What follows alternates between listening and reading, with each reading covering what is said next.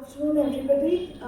Thank you very much, Sequin, for a continuing relation which began in 2010, and I'm really delighted that it is still continuing and hoping that it goes into the future. और भी जो साथियाँ हैं यहाँ सबको congratulations.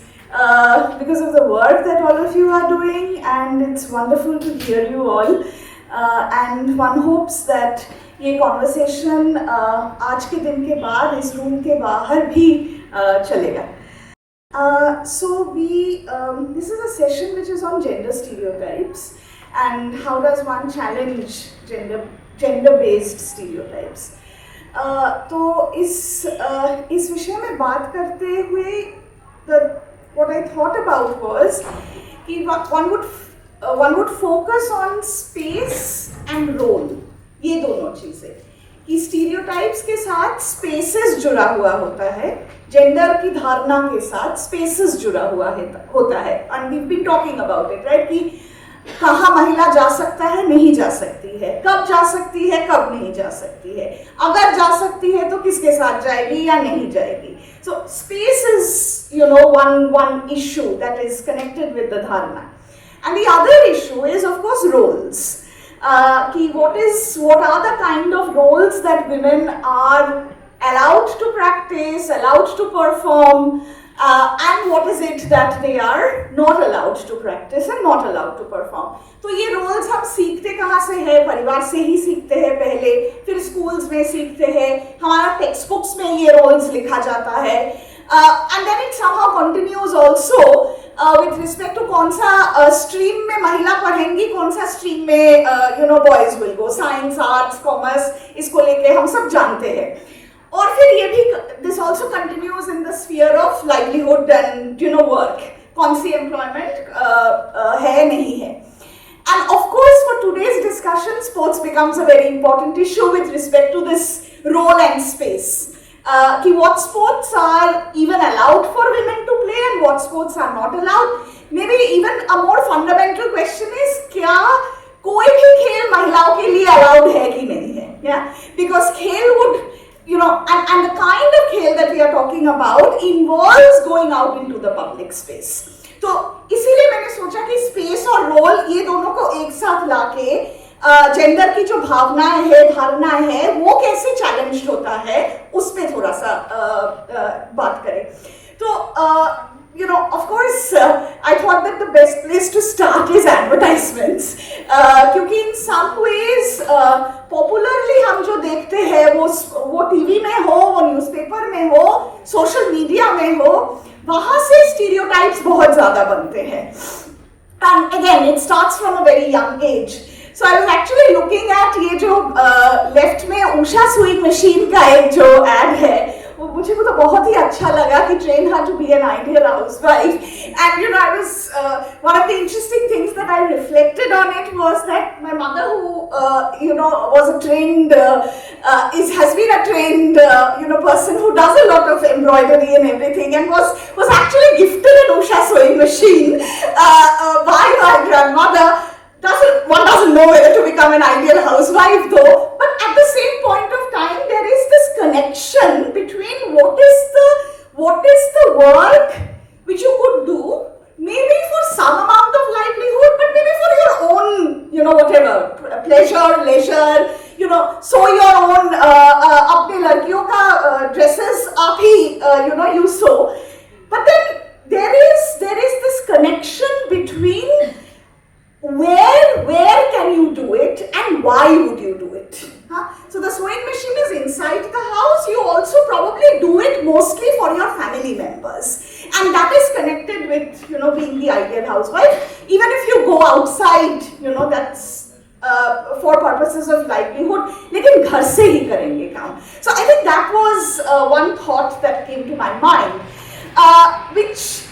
And in some ways I was thinking about the sewing machine thing and connecting it with that Atlas cycle wala ad, and I was just looking at Kalpana's first slide, which was about all these women in cycles, and also going back and thinking कि ये बहुत पुरानी एक Hindi film था जिसमें गाना था मैं चली प्यार की गली, जहाँ पे there are all of these women who are cycling in public spaces. The kind of liberation that one gets, that feeling of freedom, freedom from fear, freedom from violence, इसके बारे में बात करते हैं. So this mobility that cycle gives is something which is very, very important, which definitely gets connected with from cycling to livelihood as a woman driver. And there was reference to the Azad Foundation program a couple of days ago. Safa Consulting Cabs, they actually started their work in 2008 in Delhi to train women as drivers, as cab drivers. Yeah, so from something which is probably what I'm trying to think is that जो खुद के लिए हम कर रहे हैं to overcome freedom and to gain freedom, overcome fear, फिर वो livelihood पे भी जाता है. When you have women as drivers, and looking at women as drivers can become a role model for various others. So this kind of exercise definitely happens. Or the food delivery girl, pandemic mein Swiggy, some companies have actually used women as the delivery person. And there are some challenges one would think, and I was actually looking at this new Ariel this ad which says that why is laundry only a mother's job, and it has these really two elderly persons, husband and wife, and where the husband is also trying to help the wife with the laundry work. So I think through all of this, one was literally thinking what are the kinds of stereotypes that exist both inside and outside, both in public spaces as well as in private spaces, which actually takes me to a kind of a definition around gender stereotypes that is given, and I'm taking this from the UNICEF Regional Office for South Asia 2017 report, which is called Gender Equality, Glossary of Terms and Concepts, which describes gender stereotypes as certain attributes, characteristics and roles to people based on their gender. And it becomes harmful when it limits a person's life choices. Next slide, please. Again, these are two images which would probably make some sense to some of us in this room. The one on the top is, of course, the Chak De India, entire team, and the one below is a very new, recent ad that has come from Nike. And "Do It" is the tagline of Nike, and there are these, women with all kinds of sports. There's a very interesting video. I wanted to show it, but somehow it's not come here.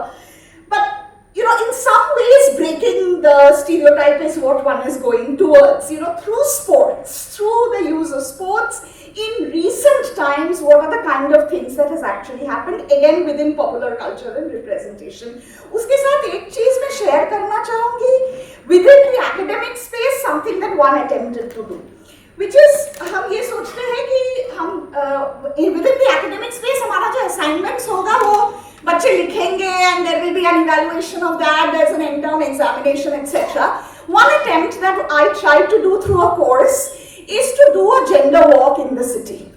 And we took our students to this Mehroli Archaeological Park area. We started it at 6 o'clock and it went on till 8:30. The only point that I'm trying to make here is what does it feel to walk in this city, quote unquote, after dark, but in a group में chalna within the city and to claim that public space. What is it different from going in that public space by yourself? Next slide, please.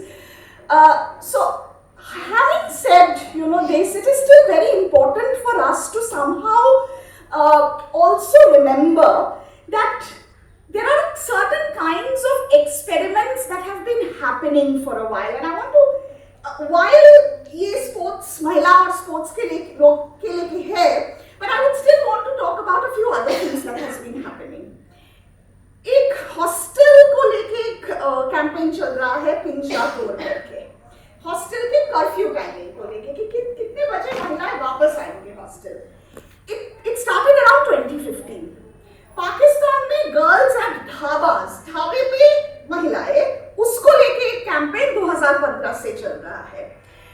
Y loiter करके किताब लिखा गया था 2011 में, और वो अभी एक कैंपेन की नेचर बन रहा है कि विदाउट एनी पर्पस क्या महिलाएं पब्लिक स्पेस में जा सकते हैं, पार्क्स में एक्सेट्रा। नीड टू स्लीप करके एक और कैंपेन था कि हम मिलते हैं लेटने के लिए इन पब्लिक पार्क्स। सो बैंगलोर में, जयपुर में, पुणे में there was a campaign like this, and this happened in 2014. And in 2019 Delhi में women walk at midnight करके भी एक छोटा सा कैंपेन जो अभी भी चल रहा है। So basically reclaiming the public space, what I'm trying to say is, हम अगर पिछले 10-15 साल को देखें, there are various attempts that are being made to do that. Within that, I think what is important is, what is this difference between individual sports and team sports? And if you look at it, all of these initiatives that I just spoke about were groups, were collectives. And that is exactly what all of you are also saying. Somebody said in the morning कि badminton खेलने के लिए allow करते हैं लेकिन football के लिए नहीं। सो ये डिफरेंस क्या है इंडिविजुअल स्पोर्ट और ग्रुप स्पोर्ट्स में? मुझे लगता है कि थोड़ा सा इस पे चर्चा और रिफ्लेक्ट करना भी जरूरी है। That is it group sports को लेके आर फैमिली मोर सपोर्टिव और not? I think that is something that one needs to think about. And I suppose, there were just a few questions to say. I wanted to end as to what does it mean to engender spaces and roles, thinking about the work that, Sequin is doing. So, again, these questions, I'll leave you with this, but while playing sports, what other kind of patriarchal norms are getting challenged? I think ये सवाल अपने में करना जरूरी है। सुबह से we've talked about confidence building, we've talked about team spirit, we've talked about various things, right? So ये सब कैसे हो रहा है और what is the larger long-term impact? I think this is very important, and somehow want to end by thinking that what are the aspirations of these young girls beyond sports or with sports in the future, because that has a lot of bearing as to how is it that structures are challenged. Thank you very much for this. Thank you so much Sequin. आज बहुत ही अच्छा रहा, पूरा सारे speakers बहुत ही अच्छे थे, सुबह से बहुत मज़ा आ रहा। बहुत दिन बाद मैं फिजिकल एक मीटिंग में आई हूँ, तो मतलब बहुत ही अच्छी फीलिंग हो रही है। मेरा नाम शिप्रा है, मैं गर्ल्स नॉट ब्राइड्स में काम करती हूँ, और अपना एक छोटा सा प्रेजेंटेशन है वो दिखाने से पहले मैं सीक्विन को बहुत बहुत धन्यवाद, लौरा, सारा और Naseem, thank you so much for inviting girls not brides. सुबह से कई सारी बातें हुई हैं और बहुत सारी बातें जो मैंने यहाँ पे रखा है वो रिपीट नहीं करूँगी। और जिस पॉइंट पे रुक्मिनी ने ख़त्म किया कि क्या है एस्पिरेशंस हमारे समाज में, हमारे देश में यंग लोगों के, और उसी से हमारे काम की शुरुआत होती है। नसीम अगला स्लाइड। इससे पहले कि मैं वो शेयर करूं, गर्ल्स नॉट ब्राइड्स के बारे में थोड़ा बताना चाहूँगी। ये वैश्विक संस्था है, 1500 देशों में, 1500 ऑर्गेनाइजेशन 100 देशों में हम काम करते हैं, और सबका एक ही मिशन है, चाइल्ड अर्ली और फोर्स्ड मैरिज को ख़त्म करना, और इस पे हम सब एकजुट होकर काम कर रहे हैं। तो जो रुक्मिनी ने बोला उससे मैं जोड़ के बोलना चाहूँगी कि हमारे समाज में लड़कियों का और सभी का एक ही एस्पिरेशन होता है, वो शादी। सभी कोई शादी के लिए ही तैयार होते हैं, और स्पोर्ट्स और बाकी बातें उनके जीवन में कहीं भी वो है फिगर नहीं होती। और अभी अगर आप देखेंगे तो हमारे देश में और पूरे दक्षिण एशिया में चाइल्ड मैरिज, बाल विवाह कई 100 साल से ज़्यादा से कई सदियों से चल रहा है, और वो अभी भी काफ़ी व्यापक है। और अभी आप देखिए तो 18 साल से नीचे की लड़कियों की शादी, अभी भी हमारे देश में लाखों लड़कियों की शादी होती है। और इसमें आप देखेंगे कि अभी 15 से 19 में ही 16% कम से कम एडोलेसेंट लड़कियों की शादी हो जाती है। तो अभी 250 मिलियन एडोलेसेंट लड़कियों की शादी जो है वो इंडिया में है, और वो हमारे देश में 250 मिलियन एडोलेसेंट हैं, जो पूरे दुनिया में मुझे लगता है सबसे ज़्यादा फिगर है। लेकिन अगर हम उसमें जो इन्वेस्टमेंट है सरकार की तरफ से वो बहुत ही कम है। तो इस चीज़ को लेकर हम काम करना चाह रहे हैं, और इसमें हमारा वही है कि कैसे समाज में जो लड़कियों की वैल्यू है, और लड़कियों में अगर हम इन्वेस्ट करते हैं, निवेश करते हैं, तो इससे पूरे उनके परिवार का, समाज का और देश का कितना फ़ायदा है, इस चीज़ को उभारने की हमारी कोशिश है। गर्ल्स नॉट ब्राइड्स के बहुत सारे मेंबर ऑर्गेनाइजेशंस आज हैं, और आप उनसे भी सुनेंगे कि वो क्या काम कर रहे हैं। और इस अगला स्लाइड नसी, ये हमारे नेशनल फैमिली हेल्थ सर्वे का डेटा है। चाइल्ड मैरिज काफ़ी घटा है, आप देख रहे होंगे। पहले हम ऑलमोस्ट 50% थे, लेकिन अब 23% ही है। लेकिन ये 23% भी बहुत ज़्यादा है, अगर आप इसको नंबर्स में देखेंगे तो रेट काफ़ी कम है। और ये जो 23% है वो ज़्यादातर रूरल एरियाज़ में है। ज़्यादा वही लोग हैं जो जिनके पास कोई और ऑप्शन नहीं है, विकल्प नहीं है, पढ़ाई लिखाई का साधन नहीं है, या लाइवलीहुड आजीविका का साधन नहीं है, वो लोग ही अब फिर जल्दी शादी में चले जाते हैं। अगला स्लाइड से। तो सुबह से जो हम बात कर रहे हैं कि जेंडर इनइक्वालिटी, लैंगिक असमानता के कारण ही लड़कियों की जल्दी शादी होती है, क्योंकि उनके लिए और कोई एस्पिरेशन और कोई सपना उनका परिवार और समाज उनके लिए नहीं देखता, और वो सिर्फ एक जेंडर स्टीरियोटाइप है कि भाई वो सिर्फ शादी करेंगी, वाइफ बनेगी, उसके बाद वो जल्दी माता बनेगी, यही उनकी लाइफ की ट्रेजेक्टरी है, और वो उसमें जल्दी शादी के बाद अमूमन ख़त्म हो जाती है। तो इसको हमको थोड़ा और अगर इसको कुरियत के देखें तो इसमें देखेंगे कि बहुत सारी सामाजिक मान्यताएं हैं जो जुड़ी हुई हैं, और जिसके कारण हमारे यंग लोगों की शादी, खासकर लड़कियों की, बहुत जल्दी हो जाती है। और इसमें एक बहुत बड़ी जो चीज़ है वो है गरीबी, और उसके कारण भी, क्योंकि हमारे पास हमको जल्दी काम करना है, हमारे परिवार में सब काम कर रहे हैं, तो बच्चे और लड़कियों की शादी भी जल्दी हो जाती है, क्योंकि उनको एक आर्थिक बोझ की तरह देखा जाता है। ये आप सब बहुत अच्छे से जानते हैं। अगला स्लाइड। अगर हम अपने एडोलेसेंट्स को आज के अभी आंकड़ों को देखेंगे तो देखते हैं कि घटी है तो भी 23.3%, जैसे मैंने पहले बताया। सेक्स रेशियो में थोड़ा इम्प्रूवमेंट है, लेकिन वो अभी भी लो है, जो होना चाहिए उस हिसाब से नहीं है। अगर आप देखेंगे कि महिलाओं की 10 साल से ज़्यादा जो लड़कियां स्कूल गई हैं, महिलाएं स्कूल गई हैं, उसमें थोड़ी सी इम्प्रूवमेंट है, लेकिन अभी भी 50% से कम है, 41% ही है। और एनीमिया का स्तर बढ़ा है लड़कियों में, और जो एक बहुत अच्छी बात है वो कि टोटल फर्टिलिटी रेट में गिरावट हुई है, मतलब औरतें पहले ज़्यादा बच्चे पैदा करती थी, अब वो कम करने लगी। और उसके बाद आप देखेंगे कि महिलाओं को जो पेमेंट मिलता था उसमें भी काफ़ी जो है वो काफ़ी अर्बन रूरल डिस्पैरिटी है, मतलब ग्रामीण इलाकों में उनको कम पैसे मिलते हैं, अभी भी काफ़ी डिस्पैरिटी है, और ये बात बहुत लोगों ने आज बोली है।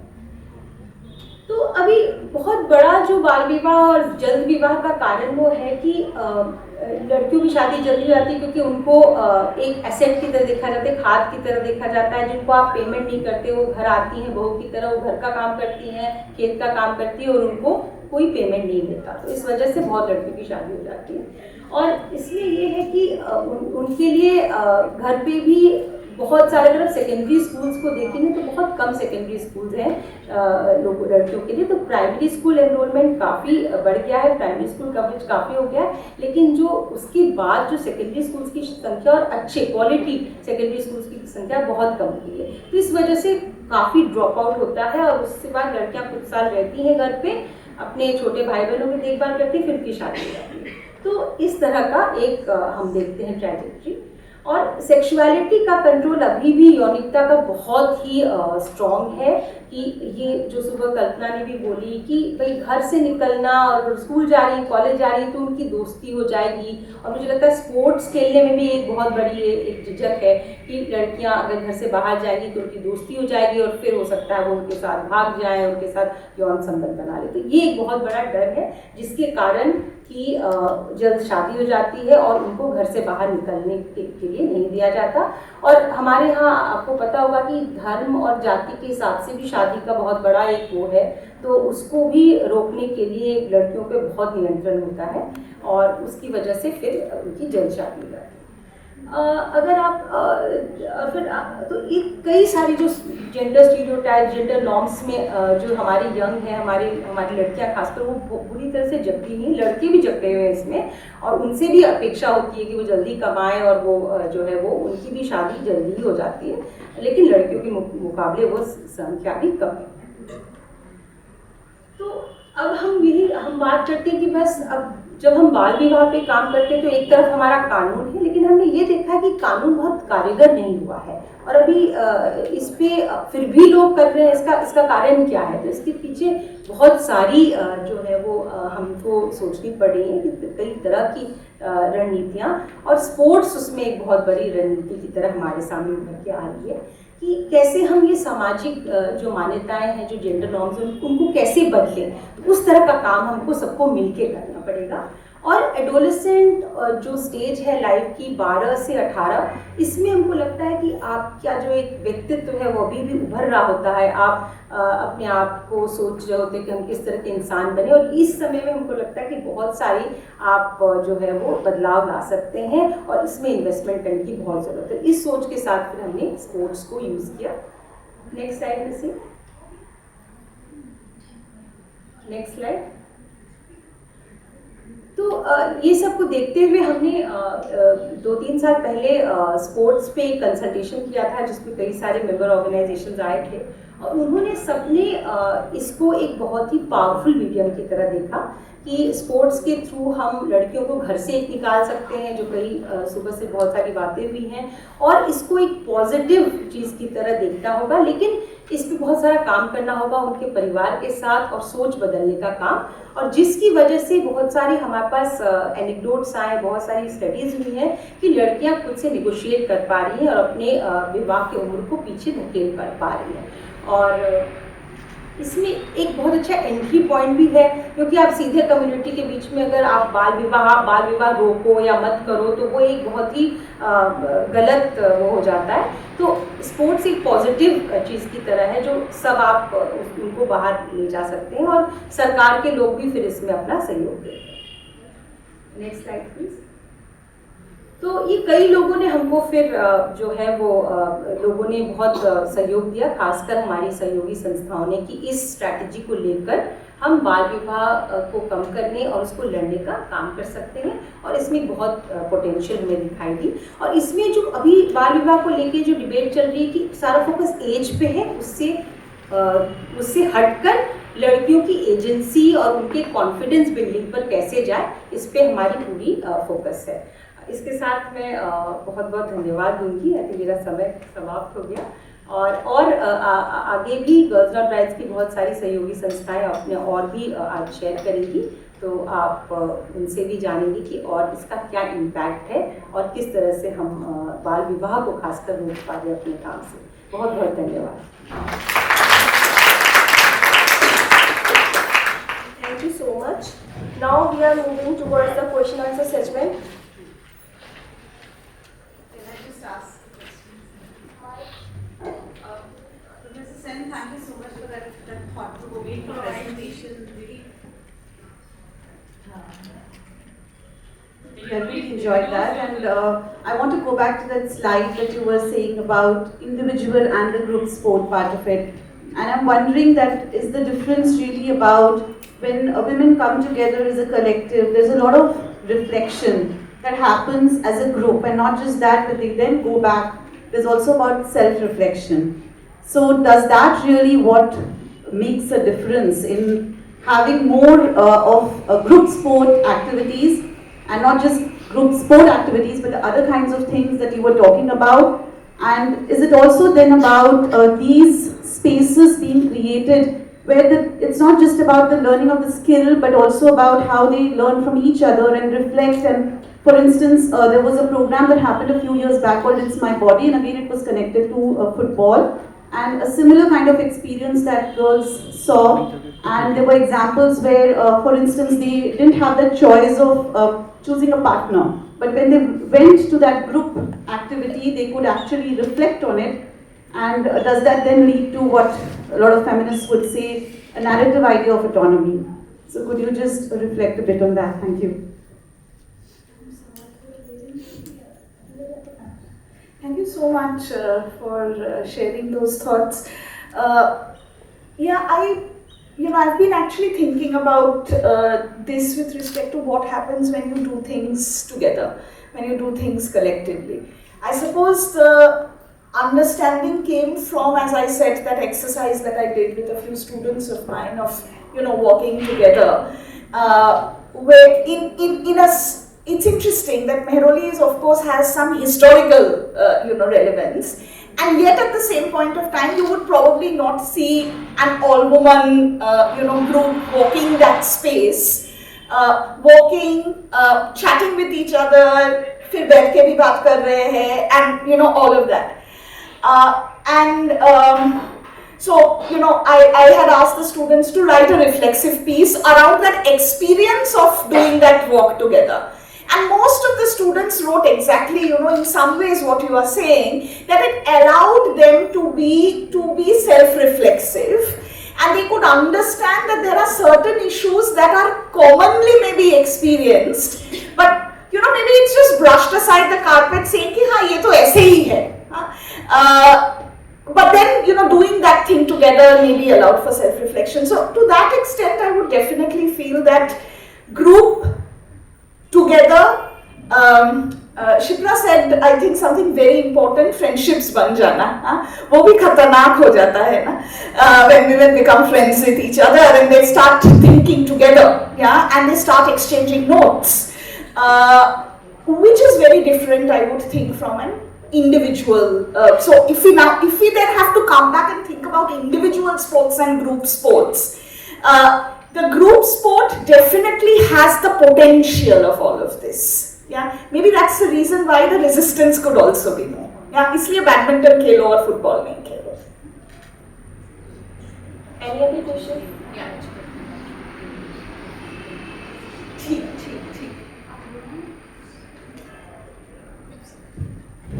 Hi, Dr. Singh. Hello, everybody. I'm Priya. I am from NCK's Trust Fund. We're one of the very proud donors for Sequin.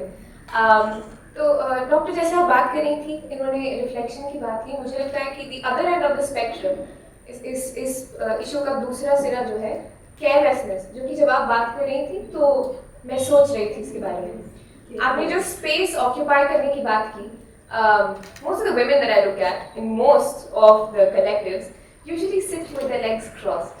We're also how we occupy spaces, even in a public space. And I was just thinking and reflecting of the times where I felt like I could have some space. Was one, जब आपने cab drivers की बात की, जिंदगी में सिर्फ एक बार मैंने एक फीमेल कैब ड्राइवर के साथ ट्रैवल किया और मैं पीछे की नहीं आगे की सीट पे बैठी, और मुझे समझ में आया कि आगे की सीट पे बैठ के टांगे जो तुम्हारी like how do you occupy that space, And the other example was a few days ago I was in fact with the girls and I was on the field. And I was wearing my pretty ballerinas, and I then decided to play with them. And of course, I broke them. Is the reason I'm wearing sneakers today. But I was also thinking of how I've become so unconscious of my own body. I am no more conscious of, am I wearing the right kind of undergarments? Am I running the right way? Whereas in comparison to a badminton, everything's so proper, So I was just reflecting on those things, and thank you. This makes all the sense in the world of all the questions that I was thinking about. Thank you. Thank you so much. So thank you for wonderful presentation actually. Shipra, hello Shipra. Hi. So मुझे आपकी पूरी बात सुनकर मैं भी actually reflect कर रही थी, and राजेश्वरी की बात कर रही थी My Body प्रोग्राम के बारे में. तो एक्चुअली जब हम ग्रुप में काम करते हैं या ग्रुप में खेल करते हैं तो बहुत ज़्यादा वो एक कलेक्टिवाइजेशन का भी प्रोसेस होता है, वो इन अ वे उनको स्ट्रेंथ भी एक्चुअली देता है। And I don't know if you have experiences, हमारे काम में हमने बहुत ही एक्सपीरियंस किया कि वो कलेक्टिवाइजेशन ना वो स्ट्रेंथ देता है बहुत सारे नेगोशिएशन स्किल्स भी बिल्ड करने में। और सब फिर वो लड़कियां जो ग्रुप में काम करती हैं, ग्रुप में खेलती हैं, वो फिर एक दूसरे के साथ कैसे फिर एक दूसरे के लिए फिर नेगोशिएशंस करती हैं। And specially in relation to child marriage, and we work in Jharkhand, UP and Bihar, and football को यूज करते हैं। बहुत सारी लड़कियों ने एक दूसरे की पेरेंट्स के साथ मैरिज को लेकर नेगोशिएशन किया, क्योंकि जब आप रोज मिलते हो किसी एक पर्पस के लिए and every day you are talking about similar challenges, discrimination, problem, तो एक आपस में आपकी जो एक ग्रुप बनता है ना कि हम सब एक हैं, हमारी सबकी मुश्किलें एक है, वो एक शायद ताकत भी देता है बहुत डिफरेंट तरीके से। और जब हम कई बार ग्रुप बनाने की कोशिश करते हैं और एवरीडे लेक्चर मोड में बात करते हैं तो वो ग्रुप उतना सा स्ट्रेंथ नहीं बना पाता जितना इस तरह के टूल्स को अगर हम यूज करते हैं तो फिर वो आगे काम कर पाता है। And similarly, actually, I was thinking about from the sexuality perspective कि खेलने में बॉडी मूवमेंट्स का कितना रोल है। एंड सो हमने जब फुटबॉल शुरू किया था खेलना, इट वाज वेरी डिफिकल्ट कि लड़कियां बॉल कैसे फेंकती हैं, हम ऐसे फेंकते हैं या पूरा हाथ खोल के फेंकते हैं, तो बहुत महीनों तक एक्चुअली हमें उनके बॉडी मूवमेंट्स पे काम करना पड़ता है। स्पोर्ट्स की बात बाद में आती है। एंड आई थिंक सबसे ज़्यादा चैलेंज है फिर हम पेरेंट्स के साथ ये भी फेस करते हैं इसी वजह से भी, क्योंकि होल बॉडी मूवमेंट्स, आपकी बात करने का ढंग, चलने का ढंग, बैठने का ढंग, वो चेंज होने लगता है। And then parents can see कि एवरीडे लाइफ में ये चेंजेस कैसे दिख रहे हैं, एंड देन उनका इमीडिएट टेंशन जाता है कि शादी पे कहीं इस पर इम्पैक्ट तो नहीं पड़ेगा। दूसरा जो जेंडर को लेकर है, जो टिपिकल स्टीरियोटाइप्स हैं कि रंग काला हो जाएगा, आप फील्ड में दौड़ रहे हो, ये डर कि बॉडी को आपके हार्म पहुंचेगा, कहीं चोट लग गए, गिर गए, तो वो एक लगातार हर रोज का स्ट्रगल होता है, झगड़ा होता है पेरेंट्स के साथ, गांव में भी अदर स्टेक होल्डर के साथ। बट ये सब चीजें इन अ वे एवरीडे लाइफ में लड़कियों को स्ट्रेंथ भी देती हैं, एक पावर भी देती हैं। और जो सुबह में फिजिकल पावर की बात हो रही थी, आई थिंक वो पावर ज़्यादा यहाँ पर आता है जिसको वो हर जगह नेगोशिएट कर पाते हैं और चैलेंज करते हैं। Thank you.